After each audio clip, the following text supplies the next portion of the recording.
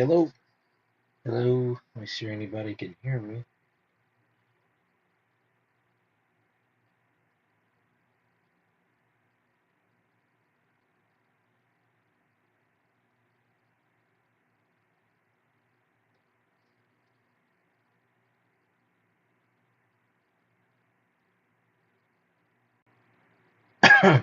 Anybody can hear me? Hey guys, we're testing out some AirPods. Can anybody hear me?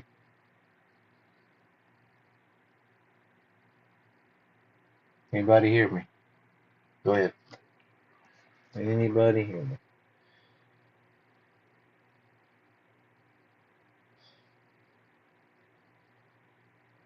Hello? I don't know if anybody can hear me. It's the only thing.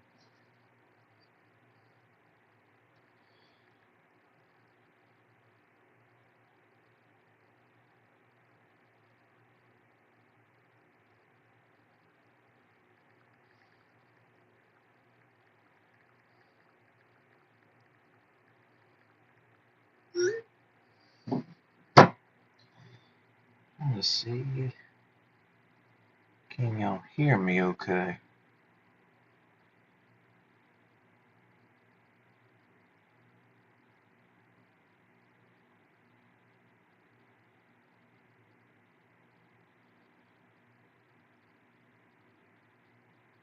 Hello?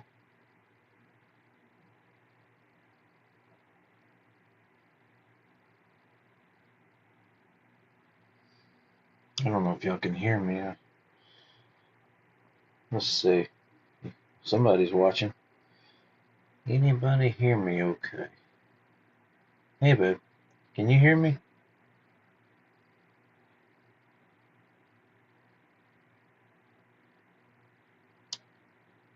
How did I keep my feet cool? Hey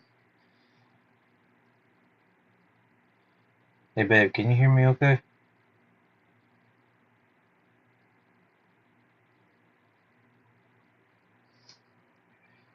Sounds clear, so you can hear me good? I think I just heard an echo. Oh, sweet. Hey, thanks, Andrew. Appreciate y'all. All right. Appreciate you guys. All right, guys. Welcome into a special Wednesday afternoon edition of 4th and 25. Appreciate y'all checking me out. Thank you for helping me test out these earbuds. Sounds like better volume and audio. Okay. So instead of just hopping right back off, heck, might as well talk a little bit, right? Okay, so welcome in. Today we're gonna go through a couple of things that have gone on, and then we're gonna look at the NFC East this coming season at their schedules. All right, so we got some potential G5 conference realignment possibly going on. Um, for those of you who know, the Pac-12 is coming back from the dead.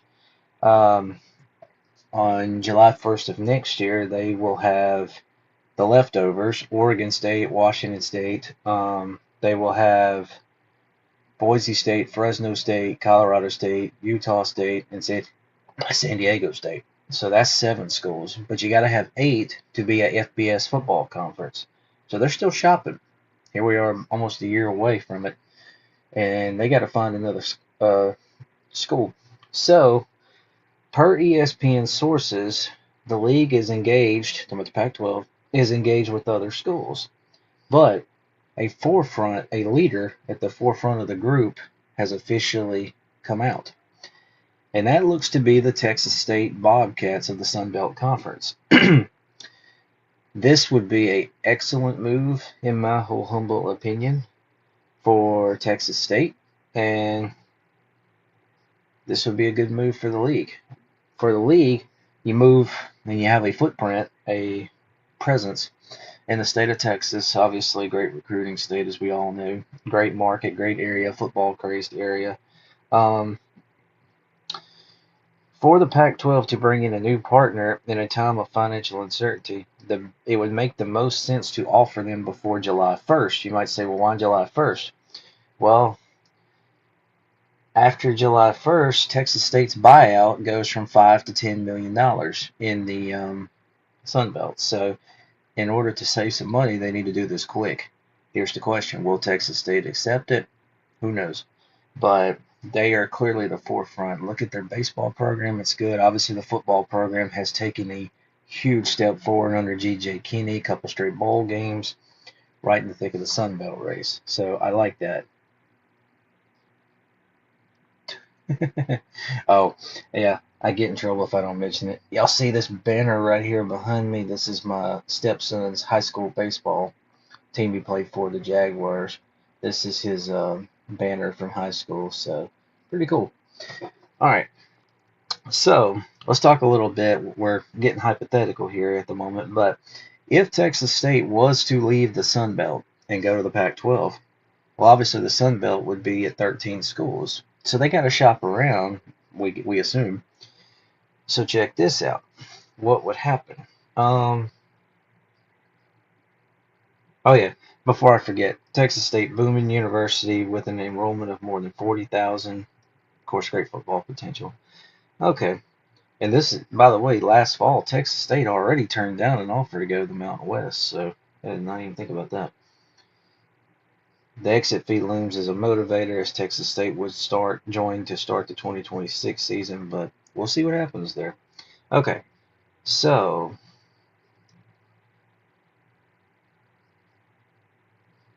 oh yeah, where does the Pac-12 go next if Texas State doesn't happen? They have flawed a bit. They've been kind of quiet since they added the five schools we just mentioned: Boise, Fresno, San Diego State, Colorado State, and then Utah State. They failed to get UNLV and Air Force, which decided to stay in the Mountain West for bigger slices of pie. They had a goal of adding some American schools, but Tulane had little interest, and Memphis was a possibility, but it hit a hard stop because of, you guessed it, finances. Um, the exit fee to leave the American prior to a 27-month mark was estimated around 25 million. The Pac-12 offered only 2.5 million, which was rejected. Okay, so if the Pac-12 goes beyond 8, assuming Texas State joins, is heavily tied to the clarity on the league's financial future. The league's TV deal, three partners are expected to come together in the coming weeks. The timing of the deal, however, is not necessarily tied to the looming announcement of the eighth football school. In April, they agreed to a deal with the CW, ESPN, and CBS to show 13 home games involving Oregon State and Washington State. Those partnerships are not binding into 2026. Kind of skip down here just a little bit. Okay, so let's talk about Memphis, because I think Memphis was interested, but like we said, finances didn't happen.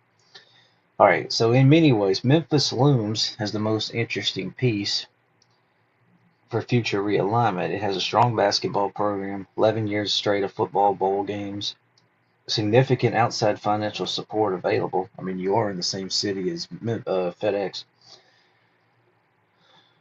Okay, Pac-12 officials have discussed, per sources, Memphis could come on as a football-only member, and the rest of their sports could be headed for the Big East.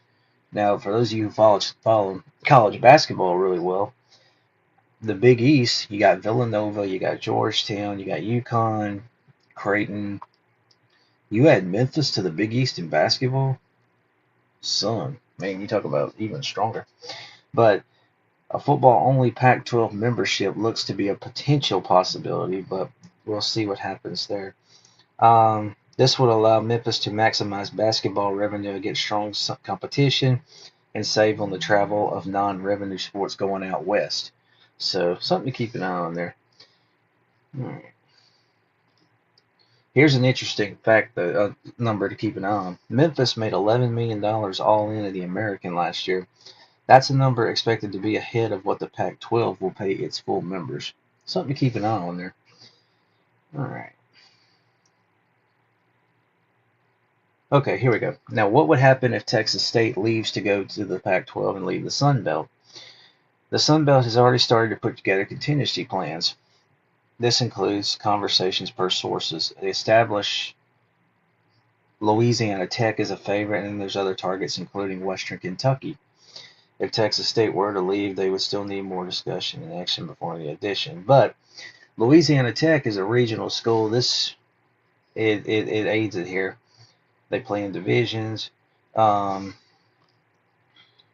geographic location. Plus, you could create natural rivalries, easy travel to La Monroe, La Lafayette, and then, of course, Southern Miss, who's already a rival school to them anyways. Um, the Sun Belt's realignment strategy for years has been double down on regional rivalries, and Louisiana Tech would fall into that category. Okay. And then finally, let's talk about Conference USA real fast. If Louisiana Tech or Western Kentucky were to make the move out of Conference USA, who is losing UTEP this fall after this season to the Mountain West, the favorite to land in Conference USA would be Tarleton State, which is in Texas, if you do not know that. That school has invested heavily financially into their athletics. So that's something to keep an eye on. All right, guys. But yeah, looks like the realignment cycle never ends around here, around college athletics. All right, so we'll take a quick break, and then we're going to come back and we're going to jump into the other main part of today's show, talking about the NFC East schedules. We'll talk about all 4 teams. Be right back.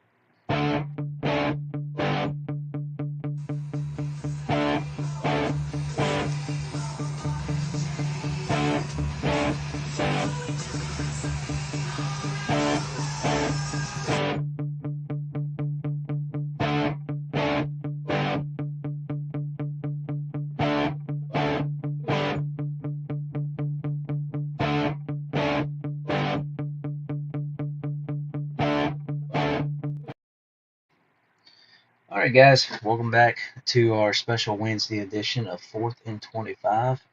Kind of a test episode. I've been trying out some new earbuds. We had some audio issues on our last show, and I've had a few people tell me it sounds good today, so excellent news. All right, so we just talked about realignment, what's going on in the G5. Now, on the other part of this show, we're going to do a little NFL talk. We're going to do the NFC East. We're going to look at the 4 schedules for the teams and see what we think. All right. So first off, we're going to start with the team that had the worst season last year, but they had a really good draft, and maybe they're better. We'll see what they do with Russell Wilson at quarterback. All right. So let's start with the New York Giants. Okay. So week 1 and 2, you got divisional games. You play, of course, Red Hot Washington, the drama story that is Dallas. Week 3. Let's see. Week 3. Oh, by the way, the first 2 are on the road. You're not home until week 3 against the Kansas City Chiefs. Good luck there. Then you got the Chargers coming in. So that first month, man, you talk about tough. All right. You look down at weeks 5 through 8. What's up, my guy? Hey, Lucas. How you doing, buddy? All right.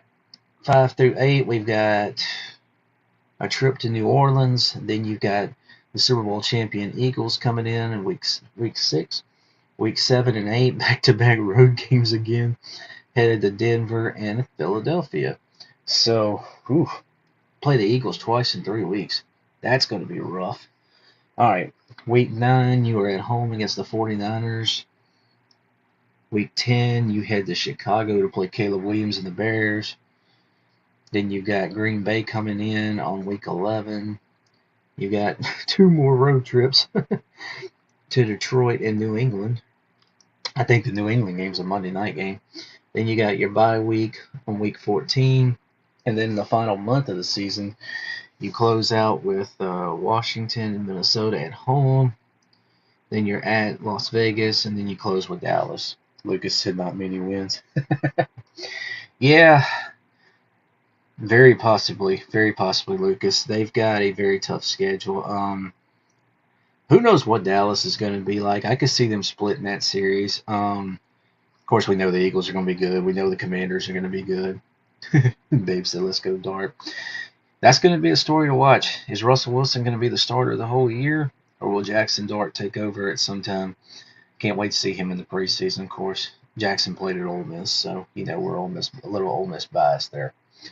But Giants had a really good draft. I don't think they could be any worse than they were last year, but there's some stretches here. You look at that first month. If you found a way to beat Dallas, and let's just say you found a way to stun the Chargers, if you could start 2-2 that first month, that would be really crucial.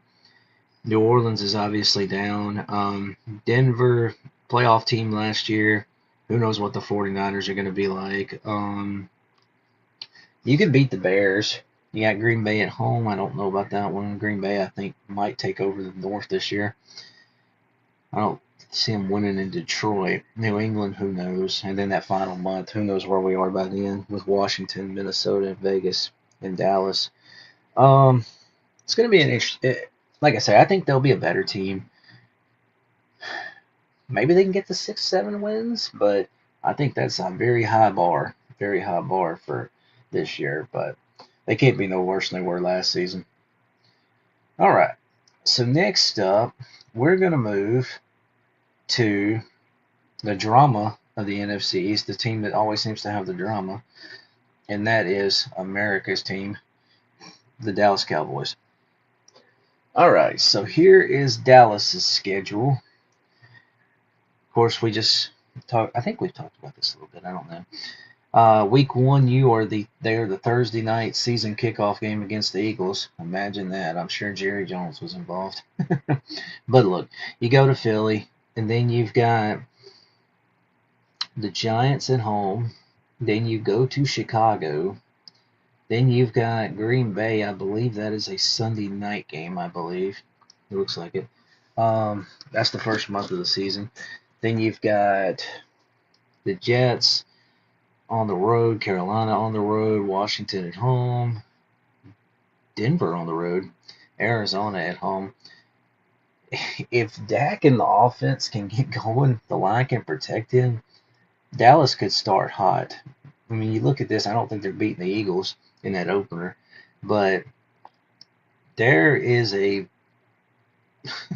good chance they could start 6-3. I'll just say that's a possible reasonable expectation with that first 9 games. Or they could fall flat on their face for all we know and be 2-7. Who knows? But that first 9 is very manageable. Then you got a bye week. Oh, by the way, the Cardinals game's a Monday night game. All right, you got a bye week.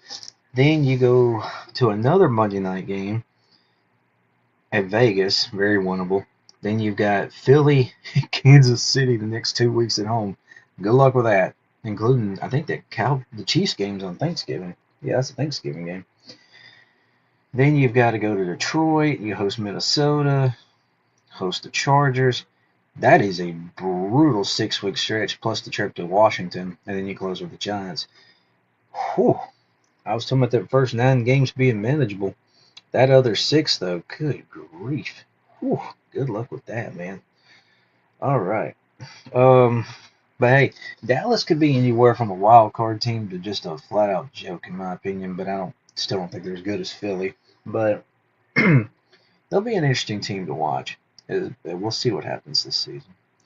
Okay, so let's move to our next team that caught the league by surprise last year, and boy, were they fun to watch. And they had the Offensive Rookie of the Year, and I think a lot of people fell in love with them.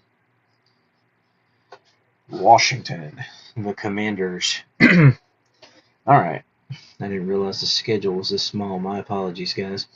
Okay, so they open up with the Giants at home. Then they go to Green Bay. I believe that is a Thursday night game. Yeah, Thursday night game. You got the Raiders at home. Trip to Atlanta. That is a very manageable first month of the season. They could start 4-0 or they could start 3-1. I think 3-1 at worst, but that's just early pick and talk. All right. Then you go to LA to play the Chargers. You got the Bears at home. After that thriller last year, after that Hail Mary, we got to play that game again, right?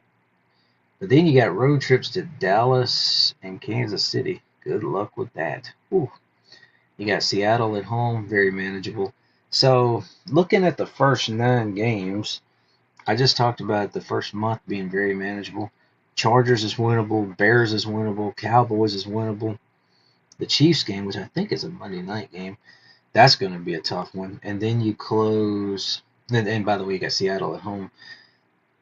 It is not out of the realm of possibility they could be 7-2, maybe 8-1, but I ain't gonna go that far. 7-2 is very possible though, so that first nine is very manageable. All right, and then on the rest of the schedule, you got to go. You got Detroit at home. That'll be a tough one. That'll be good. Got to go to Miami. Then you got your bye week. Denver at home. Trips to Minnesota and New York to play the Giants. Then you get your two. You get Philly and Dallas at home back-to-back weeks. That's going to be tough. Interesting. And then they close with the Philadelphia Eagles, of course. Everybody plays division games now at the end of the season. But if Washington keeps clicking on all cylinders like they did last season and had that great run to the NFC Championship, we could be talking about a double-digit win team here. I don't know if I would put them ahead of the Eagles, but it's going to be a very interesting team to watch. And this is a very, very manageable schedule, in my whole humble opinion. So, all right. All right, finally, our final schedule, obviously, y'all know who it is. The reigning Super Bowl champions, Philadelphia Eagles. Unbelievable Super Bowl when they just humiliated the Kansas City Chiefs like they did. All right, so let's look at the champ schedule. As we talked about on Dallas' schedule a little bit ago, the Eagles open up with Dallas Thursday night game. Week 2 Super Bowl rematch with Kansas City in Kansas City, and they've proven they can win there, so we'll see. That's going to be fun. You got the Rams at home, Bucks on the road, Denver at home, trips to New York and Minnesota, Giants and the Vikings, and then you play the Giants again at home. So you play the Giants twice in 3 weeks before your bye. So your first 8. There's some tough games. You've got 1, 2, 3, 4, 5 playoff teams. So, of course, the Super Bowl champs are going to have a tough schedule. But I think it's still very manageable. I think they can definitely come out 7-1. I don't think they'll be undefeated, but yeah, pretty interesting first 8 there before the bye week. And then when you come back, you got a trip to Green Bay. Who knows? You got Detroit at home, at Dallas, Chicago at home, at LA against the Chargers. Then you got the Raiders at home. You got road trips to DC and Buffalo. Ooh, the Super Bowl I wish we would have had last year. And then, of course, you close out with Washington at home. So this is kind of a breakdown of the Eagles' schedule. There's definitely some good teams on here, but they're still loaded. They do a great job. Their front office, their GM does a great job getting talent and signing talent. So I would be, unless they just get crippled with injuries, I think the Eagles are going to be a double-digit win team and be right back in the mix to repeat as champs. So we'll see, but we'll see what happens there. All right. So we're going to take one more commercial real quick, and when we come back, we're going to close out with J-Ram's top 5 fast food sweet teas. See you on a minute. Look at me, I'm lost at sea, circling eternally. Come and help me from this insanity. Where am I disgrace? I hate to see your face. I wanna see you drown in your sorrow. You know I'm not the same. I'm fading away. I'm falling into my grave. Alright guys, welcome back. Appreciate y'all again for checking us out today on our special Wednesday edition. Alright, so we're going to close this thing out, our non-football topic, if you will. Alright, so sweet tea. Sweet tea is obviously big, especially here where I am in the South. There's a lot of good places that make good tea. So today I decided to take my top 5 fast food sweet teas. Now, the number 1 best tea, period, comes from my missus. She makes amazing sweet tea, in my whole humble opinion. All right. So after thinking and trying and kind of refreshing my memory, we are going to do, in my opinion, are the 5 best in the fast food sweet teas. All right. So at number 5, this was tough. At number 5, I got to give McDonald's some love. I don't normally give them much love, but when their sweet tea is on, their sweet tea is on. Used to when I was in college, I would have their sweet tea and McChickens like crazy when I needed something to eat. So their sweet tea though is can be a banger. Now it can be messy and it can be bad, but when it's good, it's some of the best sweet tea you put in your mouth, in my opinion, as far as the fast food places go. Okay, so number 4, Popeyes. I love their sweet tea. I don't know why it has a good sweetness to it. It's really good, but it can also at times be a little too sweet, almost syrupy, depending on which Popeyes you go to. But it's still pretty good. So I give it the number 4 spot on my rankings for my whole humble taste buds. Okay, number 3. This one's gonna probably surprise a few people, if maybe I don't know. But I've always found their tea good, and I've hardly ever had a bad batch of it. But number 3, Captain D Seafood. Say what you want about the seafood and stuff, it can be a little greasy, but the sweet tea is usually good. The one I have here around the corner from my home is good. I've always liked their tea. I get a good tea sweet balance with it, but the tea sweet balance is also the reason for my number 2, and this is arguably the best fast food place in the business. Chick-fil-A. I love their tea. It is so good. I've never had bad tea every time I've been near this place. Their sweet tea with grilled chicken nuggets and macaroni and cheese. Let me tell you. Ooh, you talk about good, good, good, good, good. All right, so finally, our number 1, or my number 1, fast food sweet tea. Now, this is not a national chain, but it's a regional chain here in the South. I think it's mainly Alabama. But you can buy their tea anywhere now. And this probably ain't going to be a shocker, but you can buy this tea anywhere now. We usually buy it at Walmart. But it is the best sweet tea, arguably, ever.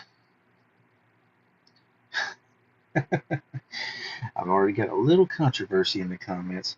Still love you though, babe. And that is really good tea at McAllister's. McAllister's did not make my top 5, but it should have. You might as well call it 5B. But anyway, my number 1 best sweet tea, Milo's. This is just the epiphany of sweet tea for some reason to me. It is amazing, great taste, refreshing. I wish I'd have brought some here on the set today. But anyway, that's my number 1 favorite sweet tea. Alright guys, well I appreciate y'all. We're going to close this thing out as usual with the Bible verse. Regular show will be back on Saturday. We will do G5 conference games to watch this fall. We'll also do some more schedule looking. We're going to do LSU, Washington, Louisville, Baylor, and then from the G5 I think we're going to do UNLV. Yeah. And we'll see if there's any other really big breaking news to talk about. We'll talk about that as well. And we will see y'all then. So as we close out, we're going to close out with Hebrews 5, verse 7. Who in the days of his flesh, when he had offered up prayers and supplications, with strong crying and tears unto him that was able to save him from death, and was heard in that he feared. Alright guys, I appreciate y'all. Thank y'all for checking me out. Love you guys. Hope you have a wonderful day. Stay safe out there, and God bless. You look at me, you got nothing left.